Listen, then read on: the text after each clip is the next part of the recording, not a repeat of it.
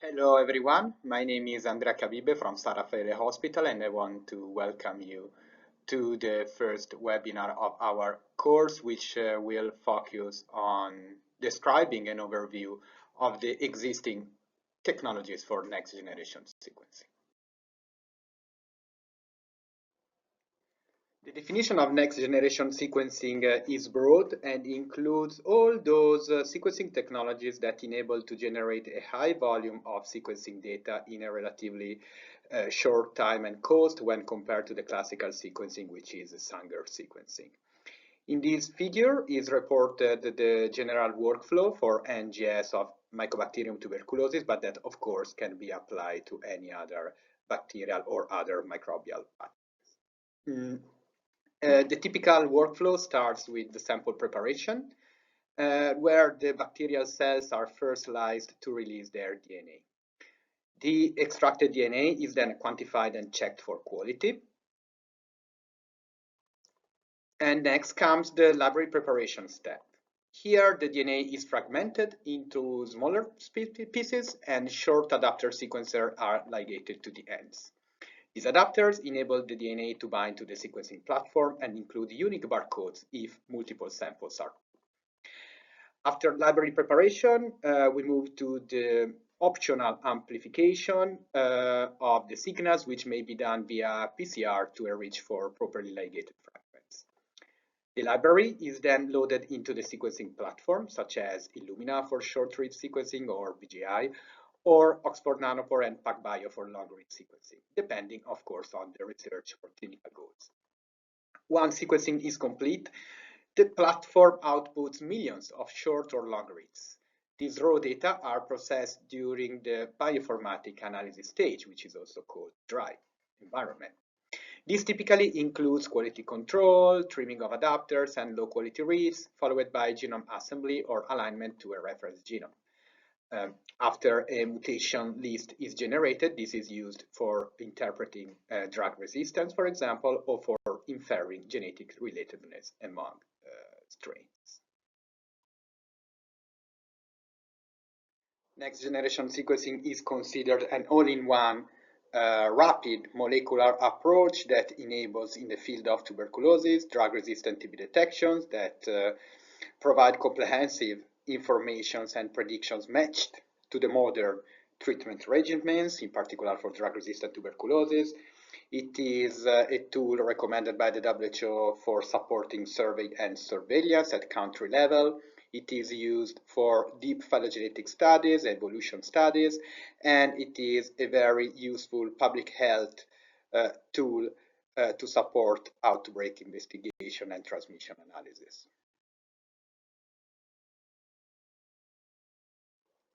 There are two main workflows for NGS of M tuberculosis. The one on the left relies to the availability of TB cultures, and when then DNA is extracted from positive cultures and subjected to whole genome sequencing, which enables extended drug resistance and susceptibility predictions, genotyping, and the transmission analysis. The limitations of this workflow are on the turnaround time, because you need to wait for the culture to become positive. That could require from 1 to 2 weeks or more when done from liquid culture. The need of TB containment laboratory and culture selection biases when compared to direct sequencing of clinical specimens. And then in terms of bioinformatics analysis, the need of a proper IT infrastructure to store and handle the sequencing data. On the right, the workflow is based on culture-free approaches. So soon after the sample is collected and diagnosed, it is referred for direct sequencing based on enrichment that can be amplicon sequencing, and we call it targeted next-generation sequencing, and enables drug resistance predictions, genotyping, and it has lower resolutions compared to whole genome sequencing for relatedness analysis, and basically it is suitable to rule out transmission chains, but less for ruling in transmission chains.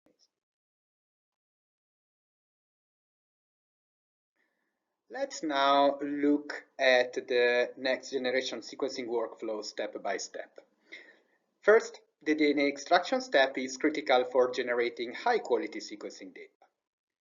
It begins with cell lysis, which can involve mechanical disruption and enzymatic treatment like lysozyme and or chemical lysis to break open the cell wall and membrane. Once the cells are lysed, the DNA is released into solution.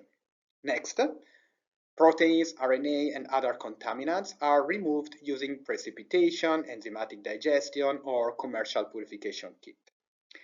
The DNA is then precipitated with alcohol, typically ethanol or isopropanol, and washed to remove the salts. Finally, the purified DNA is resuspended in water or buffer and assessed for quality and quantity, usually by spectrophotometry or fluorometry. High molecular weight, intact DNA with minimal contamination is essential for successful downstream library preparation and sequencing. Robotic machinery, such as automated pipettes, can also be used when performing MTB DNA extractions to save time during extraction steps. It is more expensive, but enables a more standardized workflow, less prone to operator errors. Library preparation is the process of converting extracted bacterial DNA into a format compatible with sequencing. It begins with DNA fragmentation, either mechanically or enzymatically, to generate appropriately sized fragments. Next, adapters, that are short synthetic DNA sequences, are ligated to the ends of these fragments. These adapters enable the fragments to bind to the sequencing platform and may include barcodes for multiplexing multiple samples. Depending on the platform and protocol, the library may undergo PCR amplification to enrich for adapter ligated fragments. After amplification, libraries are purified and quantified to ensure appropriate concentration and fragment size. This prepared library is now ready for sequencing, containing all necessary elements for cluster generation or single molecule detection on the chosen NGS platform. The sequencing reaction is where the prepared DNA library is actually read by the sequencing platform. There are several manufacturers of NGS platforms, and key considerations at this step include, first is platform selection. Choose between big or small sequencing systems, requesting different batching sizes and capital investment. For example, short-read platforms like Illumina offer high accuracy and depth. On the other side, long-read platforms such as the Oxford Nanopore or PacBio are ideal for resolving repetitive regions and complete genome assemblies. Second, library quantity and quality. The input library must be free of contaminants, properly sized, and at the right concentration. Poor quality input can lead to sequencing failure or biased results. 3. Flow cell or chip loading. It is essential to load the correct amount of library to avoid under or over clustering, for example for the Illumina machines, or poor blocking, for example for ONT, both of which can reduce data quality. 4. Read length and coverage. Define sequencing parameters based on your goal. For example, you need to achieve deeper coverage for variant detection or longer reads for assembly. 5. Read quality. Each chemistry shows different error rates that, if higher, must be compensated by a deeper coverage depth target. 6. Controls and indexing. Include appropriate controls and check for barcode compatibility if multiplexing to ensure accurate demultiplexing and data interpretation. Optimizing these factors ensure high quality and reliable sequencing data for downstream analysis. Let's look at the main NGS system starting from Illumina. Illumina sequencing uses a method called sequencing by synthesis. DNA fragments with adapters are attached to a flow cell and amplified into clusters through bridge amplification. During sequencing, fluorescently labeled nucleotides are added. Each base emits a signal when incorporated, which is detected by a camera. After each cycle, the dye and terminator are removed, allowing the next base to be read. This process repeats across millions of clusters in parallel, generating large volumes of high-accuracy short-read data, ideal for applications like bacterial whole genome sequencing. For sequencing M tuberculosis, Illumina offers several platforms tailored to different needs. The MiniSeq and MySeq provide up to 25 gigabases per run, great for small-scale WGS or high-depth targeted sequencing. The iSeq 100 offer lower output, ideal for focused TNGS panels or pilot studies. For larger studies, the NextSeq delivers around 100 gigabases, enabling dozens of WGS samples per run. The new MySeq i100 delivers flexible output suitable for all TB applications. The platform choice depends on your sample volume, turnaround time, and depth requirements. Thermo Fisher NGS platform, Ion Torrent, uses a unique semiconductor sequencing technology. Instead of optical detection, it measures pH changes caused by hydrogen ions released during the DNA base incorporation. DNA libraries are prepared and loaded into ion chips, where they undergo emulsion PCR to amplify fragments on bits. These bits are then placed into wells on the chip, and sequencing occurs in real time as nucleotides are added. Ion torrent systems like the Ion Gene Studio S5 are well suited for targeted sequencing, including AMR panels or focused MTB assays, offering fast turnaround and flexible throughput.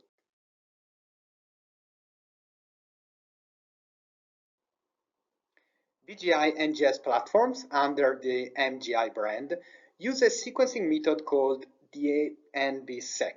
It begins with rolling circle amplification to generate DNA nanoballs, which are highly compact single-stranded copies of the library DNA. These nanoballs are loaded into patterned arrays and sequenced using combinatorial probe anchor synthesis, where fluorescent probes are incorporated and imaged, similar to sequencing by synthesis. MGA platforms like the DNBSEQ G400 and G99 offer high throughput, cost efficiency, and low error rates, especially for applications like WGS and NGS of M tuberculosis with flexible run formats for different project sizes. Long-read sequencing technologies like Oxford Nanopore and PacBio offer key advantages for M tuberculosis genomics. Their main strength is the ability to produce reads tens of thousands of bases long, which helps resolve complex genomic regions, such as the repetitive sequences and structural variation often missed by short reads. This enables more complete and accurate genome assemblies, improving detection of resistance mutations and strain typing. However, long-read sequencing currently has higher error rates compared to short-read methods, which can affect small variant calling. It is also generally more expensive and requires high-quality, high molecular weight DNA, which can be challenging to obtain from clinical MTB samples. Overall, long reads complement short reads data well, especially for detailed genomic characterization. PacBio sequencing uses a technology called single-molecule real-time sequencing. It sequences DNA molecules one at a time in a tiny wells called zero-mode waveguides. During the reaction, DNA polymerase incorporates fluorescently labeled nucleotides, and the instrument records the light signal in real time as bases are added. This allows PacBio to generate very long reads, often tens of kilobases, with high consensus accuracy through repeated passes over the same molecule. PacBio is ideal for resolving complex regions, structural variants, and producing high-quality complete bacterial genomes, including M tuberculosis. Although the raw read error rate is higher than short-read platforms, consensus accuracy after processing is excellent. Oxford nanopore sequencing reads DNA by passing through a biological nanopore embedded in a membrane. As DNA moves through the pore, each base causes a unique change in electrical current, which is measured in real time. This allows ONT to produce ultra-long reads, even exceeding 1 million bases, making it especially useful for resolving repetitive regions and assembling complete genomes like those of M tuberculosis. The technology is portable with devices like the Mini-Ion and offers rapid turnaround.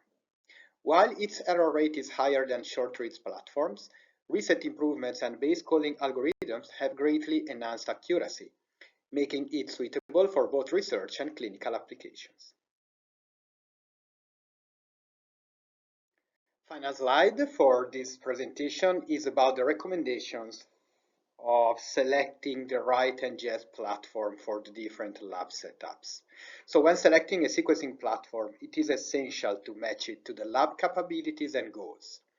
For example, for small laboratories, compact systems like the MiniSeq, MySeq, or iSeq 100 are perfect for targeted applications and small WGS batches. For large-scale research or surveillance, the new MySeq 100, the NextSeq, the NovaSeq, the PacBio systems provide high throughput and centralized solutions.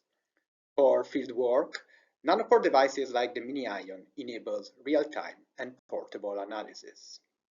And thank you very much for your attention.